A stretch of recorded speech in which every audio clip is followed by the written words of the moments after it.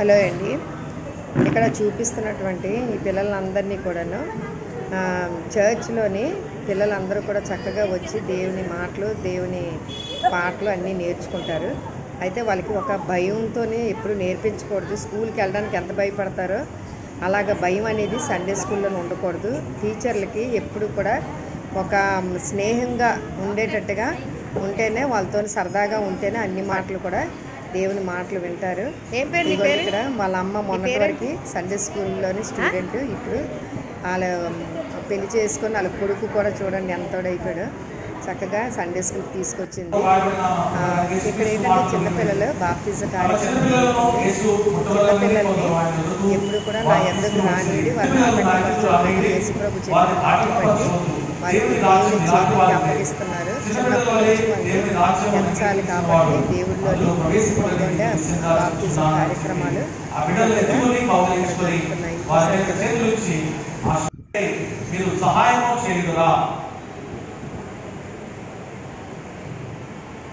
మీరు ఈ బిడ్డలకు అభ్యంతరంలో కలుగుకుంటున్నట్లు మీ సొంత జీవితం తండ్రి మా పిల్లలు ఫ్రెండ్స్ అండి వాళ్ళిద్దరూ కూడా. అందుకే చూడండి ఎలాగ చక్కగా ఉన్నారు ఇద్దరు పిల్లలు.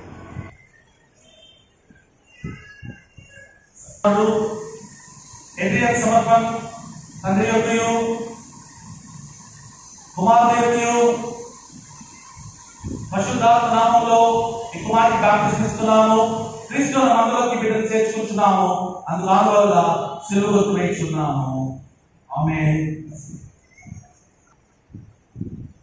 మాక్సిమస్ సమర్పణ తండ్రి యొక్కయు పరిశుద్ధాత్మయు దేవుని కుమారుడు నామములో నీకు బాప్తిజం ఇస్తున్నాము.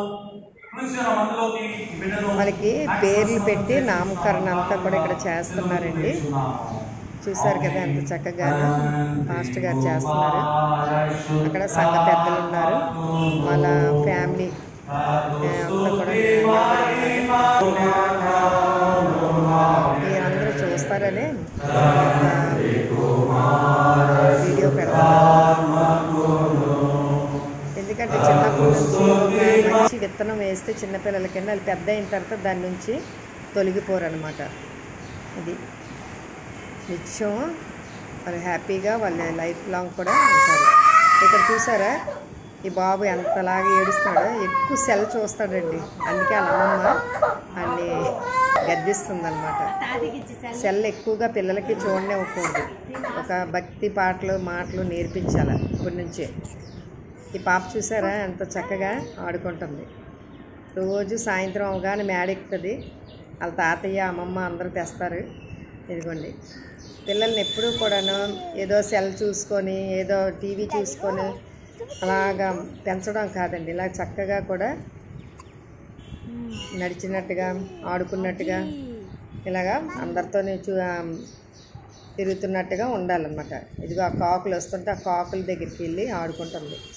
ప్రతిరోజు సాయంత్రం కాకి చిలకలు ఇవన్నీ వస్తుంటాయండి. అక్కడ వాటర్ పెడుతూ ఉంటానన్నమాట. దానికి అక్కడ కాకులు వస్తుంటాయి. ఈ పాప చూసారా ఆ ఫ్లవర్ని ఎలా లాగుతుందో. అలాగా పిల్లల్ని చక్కగా ఆడిస్తుంటే వాళ్ళు చూసి మనం కూడా ఎంతో హ్యాపీగా ఫీల్ అవుతూ ఉంటామండి. ఇదిగోండి కాకి ప్రతిరోజు కూడా వాటర్ పెడుతుంటాను. ఇదిగో అది చేరిక అయిపోయింది ఆ కాకి కూడా. మాకు ఆ టైంకి వచ్చి వాటర్ తాగేసి వెళ్ళిపోద్ది అన్నమాట. థ్యాంక్ యూ అండి, థ్యాంక్ యూ.